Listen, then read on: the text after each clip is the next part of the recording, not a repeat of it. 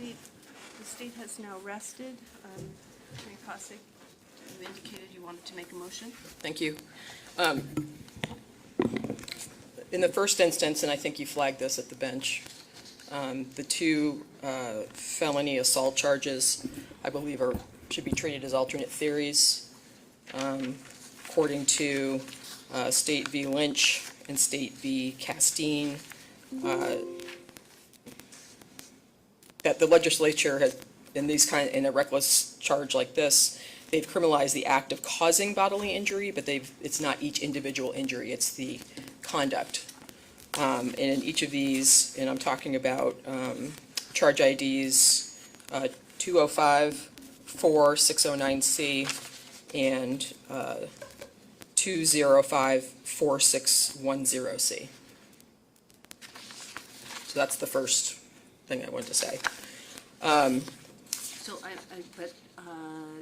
You're just wanting to point out that you believe they're alternative theories. I'm right. I just bring that up. I know you already said it, but I think it wasn't clear about, at least. No. But you're not suggesting that they don't both go to the jury. No. Okay. All right. So the defense moves to dismiss charge ID number 205-4609C, charging Ms. Eckersley with second-degree assault and that she recklessly caused bodily injury to another under circumstances manifesting extreme indifference to the value of human life when she caused respiratory distress to her newborn infant when she abandoned the newborn infant where the ambient temperature was extremely cold. So the state has not offered evidence that Allie was aware there was a risk that the baby could be hypothermic or that she knew what hypothermia was.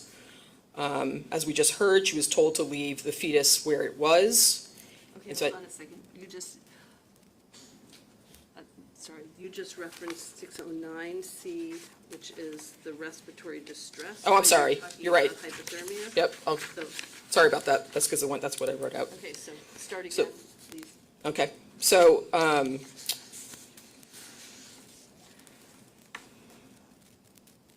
so the state has not offered evidence that Ms. Eckersley was aware there was a risk that the baby could be in respiratory distress, or that she knew anything about that.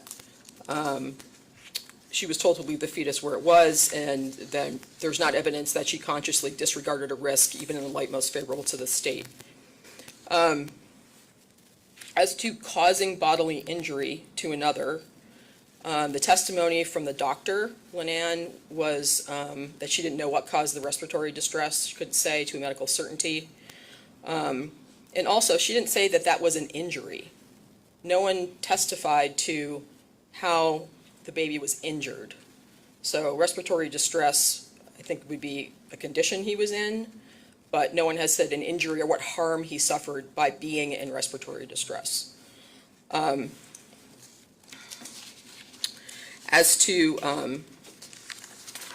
the word abandoned, I looked for it. I don't think there's a statutory definition in the second-degree assault statute, but the only statutory definition I could find was on RSA 169C3,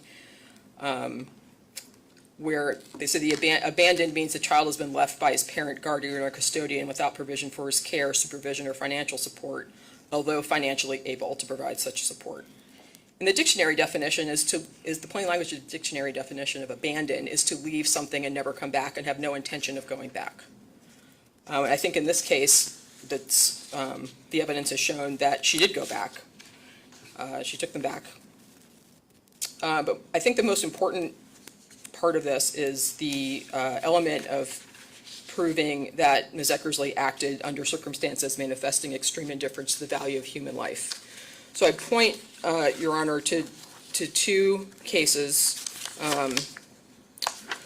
State v. Woodard, where... Do you want to give me the citation? Yeah, sure. These 120 cases that you're citing, you Yep. go back and do the other ones as well. Did I say another case? Yes, you did. Well, actually, that was for the alternative theories. So we're not Right. doing that. So State v. Woodard, which is 121 New Hampshire 970, 1980. It's a 1981 case. That the holding in the case was the trial judge did not err in considering all of the circumstances surrounding the assault when the sentence was imposed.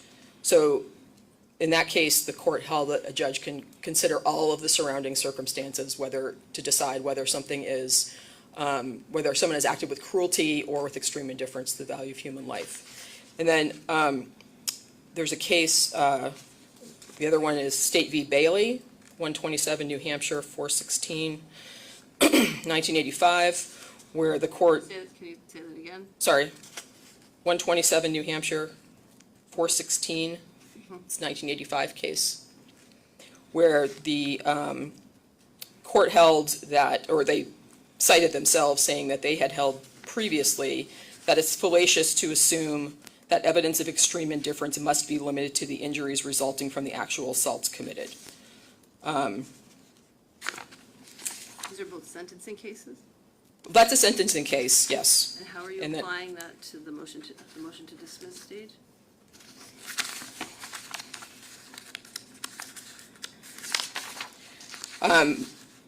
Well, because the case I'm going to talk to you about next cites that case. So, for that purpose. Okay, go ahead. So this is State v. Chalpin, and this case is unpublished. It was just decided on July 12th, 2024, so it's pretty new. There's a Westlaw citation, 2024 WL 3381451, and that was issued on July 12th, 2024. And this was about jury instructions, where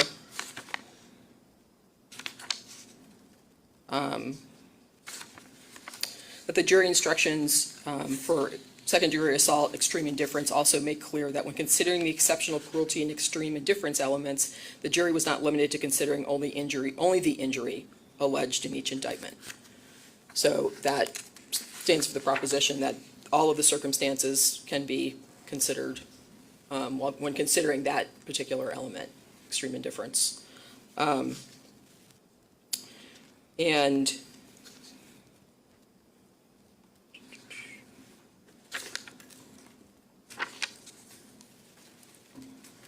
that case emphasizes the word circumstances, that an attacker acts with extreme indifference when he inflicts any degree of bodily injury on a victim, and when the circumstances of the attack demonstrate a blatant disregard for the risk of the victim's life. And I think that given all the circumstances in this case and the totality of the evidence, that the state cannot prove beyond a reasonable doubt to a rational juror, even the light most favorable to the state, that Ms. Eckersley acted with extreme indifference to the value of human life. I mean, the totality of the evidence shows that Ms. Eckersley thought the baby was dead. So we have her talking to the 911 operator, saying that she didn't know she was 9 months pregnant, or she didn't think she was 9 months pregnant. She didn't know she was pregnant. That she thought she had 2 babies. She says to the 911 operator that the first one lasted a minute and the second one was dead when she gave birth to it. We know now that's the placenta. The testimony of Lauren Berry was that Allie told Lauren Berry, Natalia Risher in the ambulance that she heard a cry from the baby. That she tells the 911 operator that the fetus is on the ground on the other side of the trestle, which is where the fetus was. At least one was on the ground, which is the placenta. I think it was Officer Collins testified they found the placenta on the ground. There was testimony today that the baby was covered in dirt when he came to the hospital, which implies that he was on the ground also.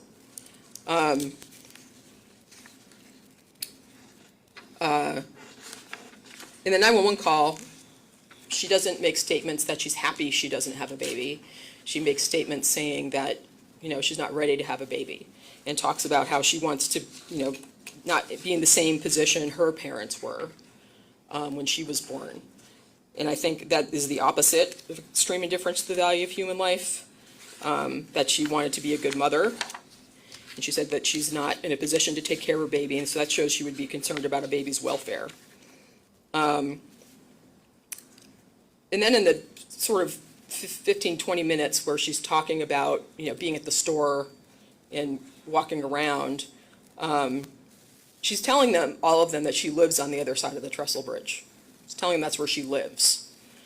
And it seems like during the video that Lauren Berry was being shown, where she's in the ambulance, that everyone seems to know that, at least that much at that point, that they're all saying she lives over there, and it makes more sense to go there because that's where she lives. And that's where there was a homeless encampment. And then, and at the same time, this is when police and fire are spending a lot of time trying to get her to say where George is and what his phone number is, and they're all saying that to her over and over again. And then Lauren Berry tells her that no matter what, when the baby is born, it's a life. And then Allie snaps to attention, and she says, I agree with that. And then she's going so fast to where the baby is that they're yelling at her to slow down. So I think that also shows she was not acting with extreme indifference to the value of human life. And then when Lauren Berry takes the baby out of the tent, we heard, everyone's talking and they're all saying the baby's still moving, it's still moving. And then Allie says to Officer Collins, he's still moving, is it Collins? Yeah. That she says to Officer Collins, is he still moving? And he looks at her and he says, oh no, it's gone. It's been gone. And he says that to her because the words he used were hysterical. And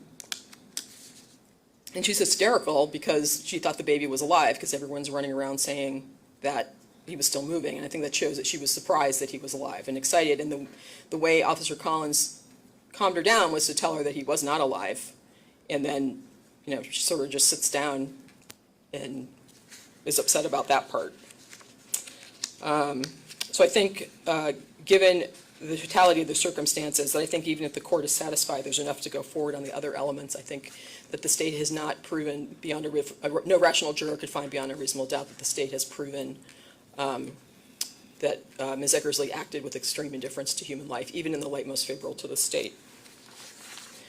So for charge ID 2054610C, this is the one charging the hypothermia, that she caused hypothermia to her newborn infant. The arguments for the rest of the mental state and the extreme indifference are the same. But as to the hypothermia, again, no one testified to a medical certainty that the baby suffered an injury. We heard that he was hypothermic and that he became stable enough to be transported to a different hospital. The doctor did not say that hypothermia in and of itself is an injury. There was no testimony from any doctor that saw the baby after the fact that he had any kind of other injury from this event. And as far as causing hypothermia, there wasn't really an explanation of what hypothermia really is or how it's caused. And certainly the doctor didn't say that Ms. Eckersley caused hypothermia. It can't be that just because she was homeless and gave birth, which is not a voluntary act outside, that's what caused the baby to have hypothermia. No one's pinpointing when the hypothermia began. So I think that there has not been enough testimony for a rational juror to find beyond a reasonable doubt, in the light most favorable to the state, that Allie caused the baby to have hypothermia, or the hypothermia is even an injury. Like, no one has said what the harm was from the hypothermia. So that's those two charges.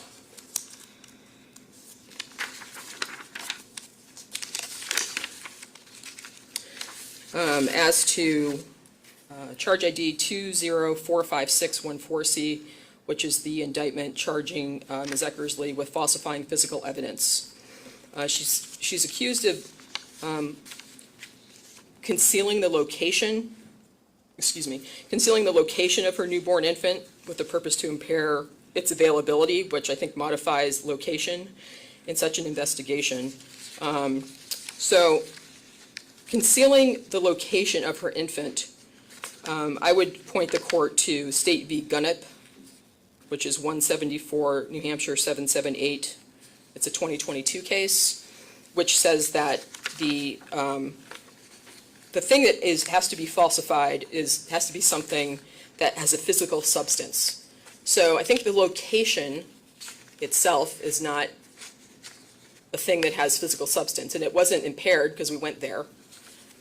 We went to the location, and there's no evidence that Allie tried to, cover the path, cover the tent. In fact, she took them right there.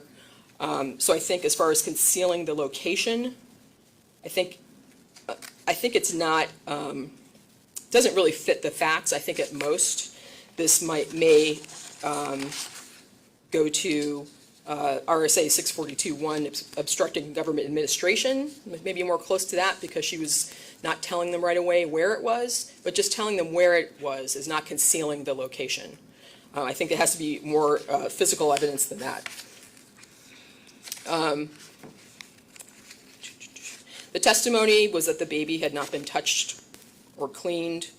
So then, I think even if you construe the word its availability to modify the newborn infant, there's nothing, no one has said that Allie hid the baby or touched him at all. There was no testimony about that. In fact, they testified that he was covered in dirt, which implies he was on the ground and hadn't been touched. So for those reasons, the court should dismiss this case because the state can't prove to a rational juror beyond a reasonable doubt, even in the light most favorable to the state, that she's guilty of that charge.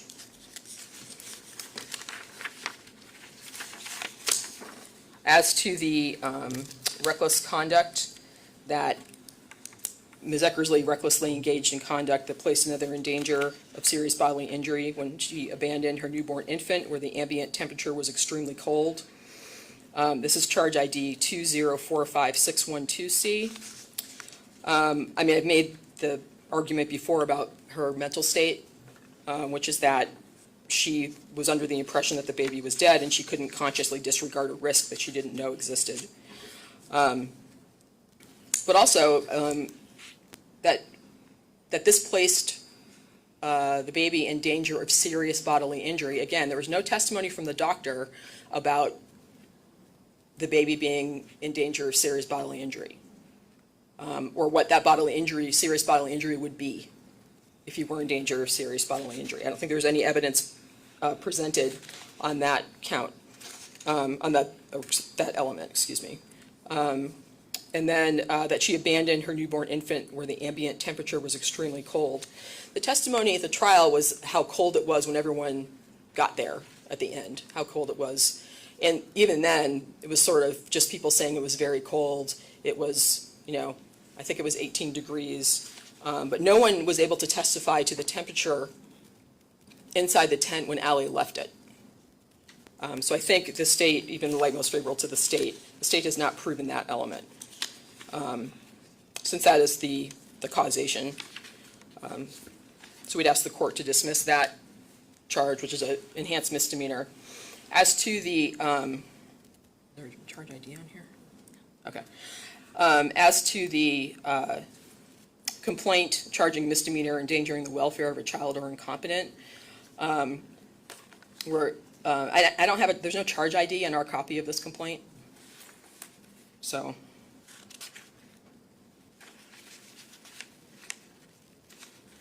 Do you want the charge ID? Sure. 2045633C. Okay. 5633. 33. Okay. All right. So now I'm talking about 2045633C, which is the endangering the welfare of a child. Just 5633. Oh, I'm sorry. I wrote it down wrong.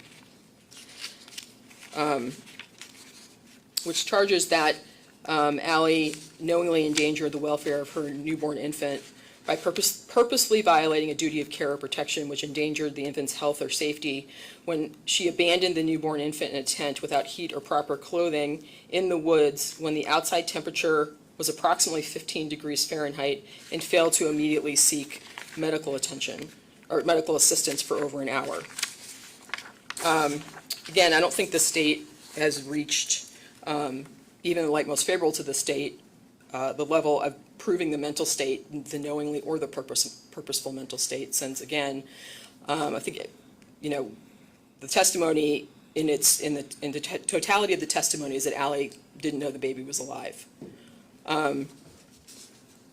But also, the failing to immediately seek medical assistance. I mean, she called 911. 911 was called, and 911 was there. No one would have been there had that not happened. So she did seek medical assistance, and so I think that negates that charge altogether that she called 911. So the evidence presented is that she called 911 close to the time the baby was born, since she was still bleeding and hemorrhaging when she was on the phone with the 911 operator. So again, even in the light most favorable to the state, I don't think the state has reached the level of proving that Allie had a purposeful mental state to violate a duty of care. Again, I would point, Your Honor, back to the 911 testimony, where Allie said that she wanted to make sure that she didn't make the same mistakes her parents made, and that she wasn't ready to take care of her baby, and she was trying to talk herself into the fact that it was okay that she had a miscarriage because of that, because she wanted to be a good parent. So I would say that because of that, I would say that purposely violated a duty of care, that did not happen. And there's no proof that she did act purposely with a conscious object to violate a duty of care she had to her baby. For those reasons, I think even in the light most favorable to the state could not prove to a rational juror that this is proof beyond a reasonable doubt.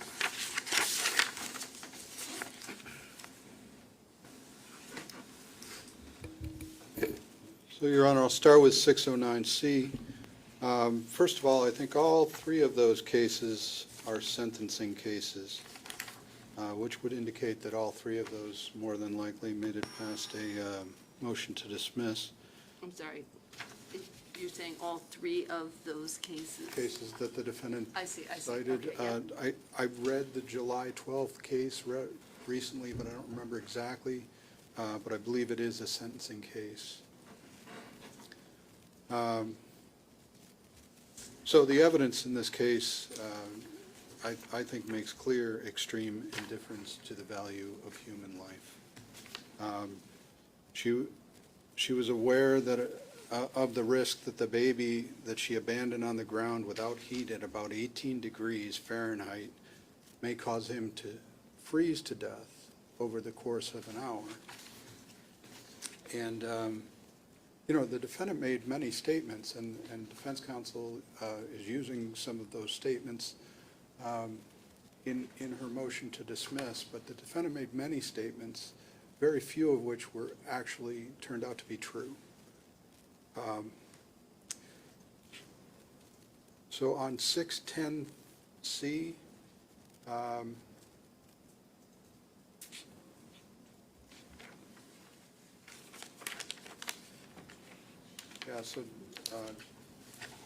the doctor testified that the baby was in fact suffering from hypothermia, exactly the way it said in the indictment. Both of those charges, 609C and 610C, require a reckless state of mind. So they don't require that the defendant actually know something, but if she simply abandoned a newborn infant on the ground at approximately 18 degrees and then misled police for an hour, give or take, that is, it's clearly reckless. A rational juror could certainly find that the defendant acted recklessly in a light most favorable to the state. With regard to 614C, defense counsel reads this as the defendant misdirecting the police in order to not give them the location, but in fact the thing that she was trying to hide was the infant. So the infant is the substance that the defense is talking about. So she lied to the police about the location of physical evidence. The physical evidence, regardless of whether the jury believes that she knew that the baby was alive or not, she clearly lied to the police about the location of the physical evidence, whether that be a baby or a fetus. And she did that with a clear purpose to impair its availability in the investigation as well.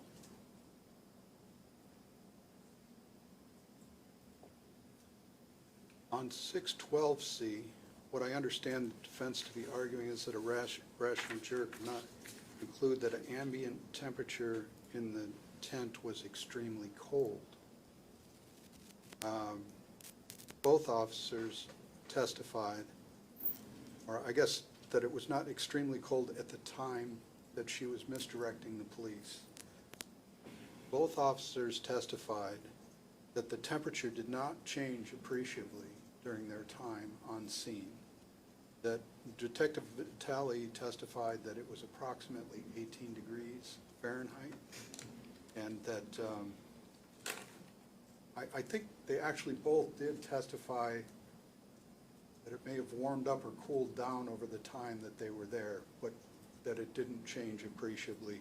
And when they got to the tent at the end of the search, that was the approximate temperature. So a rational juror could certainly conclude that it was extremely cold at the time that the defendant was directing police away from the baby.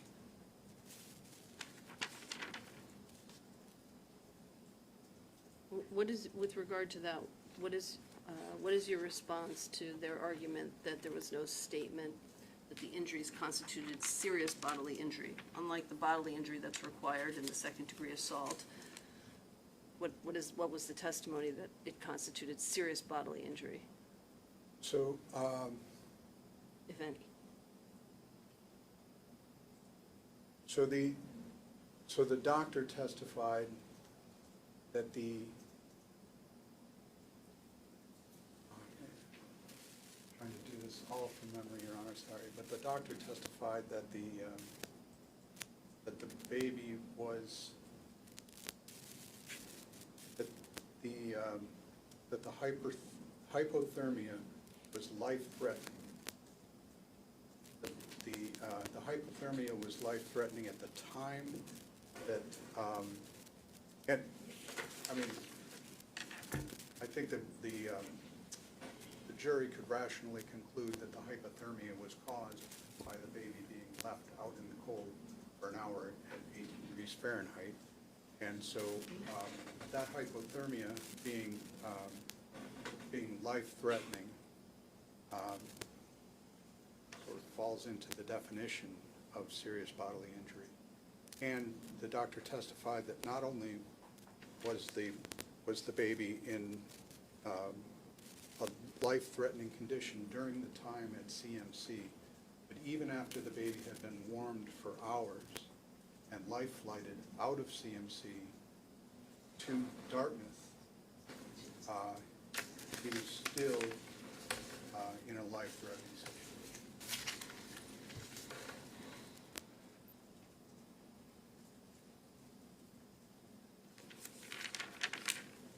So if I go to 633.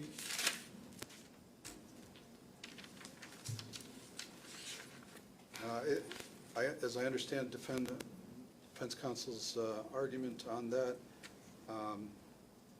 she sought medical assistance, and so she had complied with her duty as a parent. But I guess the problem with that argument is she sought medical assistance for herself and in fact interfered with the provision of medical assistance to the baby. That's all I have there. Thank you. Your Honor, I just wanted to say, I have the copy of the State v. Chalpin with me, and it's a sufficiency of the evidence case, not a sentencing case. So I don't know if you want a copy or if you want the Is copy. it marked? Is it marked? Meaning, does it have your markings on it? It just has, yeah, it does have one brackets number, one title of a section. Okay. Do you, That's all. I mean, I'll take the hard copy of it. You don't care, otherwise I'll find it online. I don't. Either way.